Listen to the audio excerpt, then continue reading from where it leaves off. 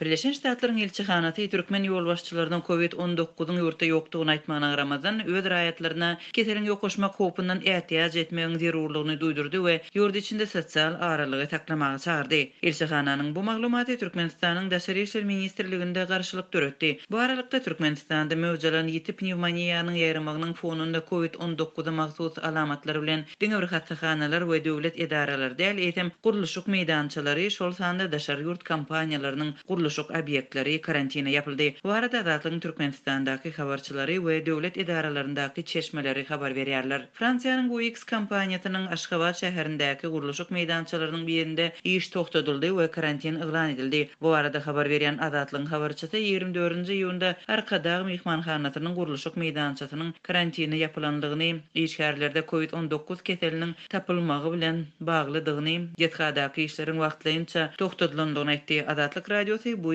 kampaniýasynyň wekilhanasyndan we Fransiýanyň Türkmenistandaky elçihanasyndan entek resmi düşündürüş alyp bilmedi. Iýun aýynyň başyndan beri Türkmenistanda ýeti pnewmoniýa ýaýraýar. Bu kesel koronavirusy mahsus alamatlar bilen dowam edýär. Birnäçe paýtaxt we vilayet hastahanalary karantina ýapyldy. Saglyk işgärleri üzgünlüge salyndy. Keselhana salynan hastalaryň arasynda saglyk işgärleri hem bar. Hastalaryň arasynda ölenleri hem boldy.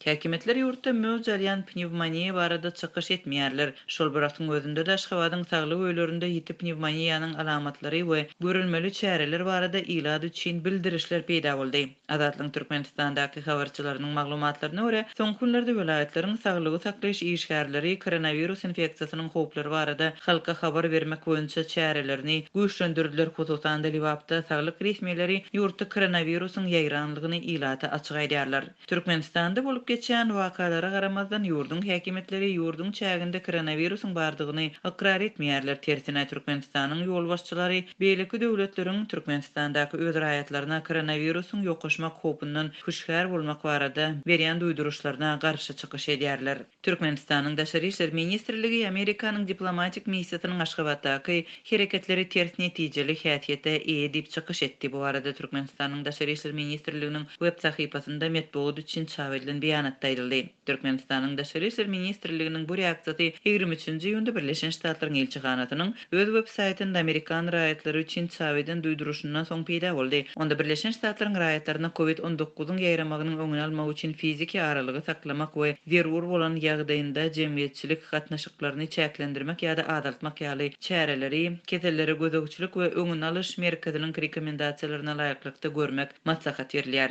Türkmenistanda COVID-19 bilen kesellänleriň tasdiklanan ýagdaýlary barada resmi habarlar bolmasa-da, Birleşen Ştatlaryň elçihanasy COVID-19-a mahsus alamatlary bolan ýerli raýatlaryň COVID-19 boýunça synak edilýänligi we 14 gün içinde ýokunç keseller hastahanasynda karantina saklanýanlygy barada habar aldy diýip Birleşen Ştatlaryň Türkmenistandaky elçihanasy öz web sahypasynda çap eden maglumatynda aýdýar. Diplomatik missiýa Birleşen Ştatlaryň Türkmenistandaky elçihanasynyň Birleşen Ştatlaryň raýatlarynyň we wekilhanasynyň işgärleriniň saglygyny we howpsuzlygyny goramaga borçludygyny aýdýar. Türkmenistanyň Daşary işler ministrligi Birleşen Ştatlaryň Türkmenistandaky elçihanasynyň 2020-nji ýylyň 23-nji ýylynda çap eden beýanatynda Türkmenistanda koronavirusyň ýaýramagyna garşy çäreler barada ýoýulan habar bar diýip hasap edýär. Türkmenistanyň Daşary işler ministrligi bu hili informasiýon galyplyklaryň esassyzdygyny we obyektiw däldigini belliýär. Bu meselede ministrligiň resmi wekilleri Birleşen Ştatlaryň Türkmenistandaky elçisine iki taraplyň we tasdiklanmadyk maglumatlary ýaýratmagyň ýol berilmejekdigi barada birnäçe gezek habar berdiler diýilip Türkmenistanyň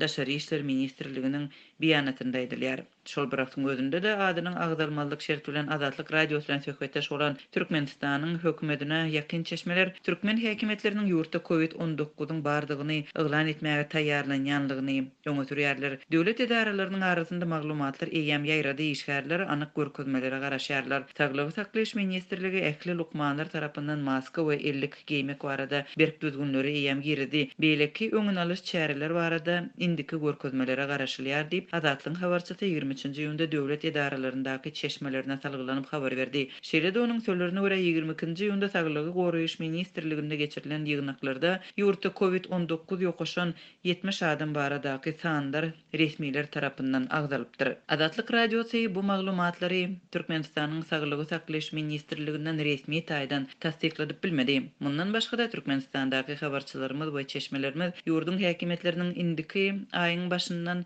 birnäçe çäklendirmeleri girizmäge we odalklary puhtalandyrmagy taýýarlanýanlygyny, munyň şol sanda hereket çäklendirmelerine degişli boljagyny habar berdiler.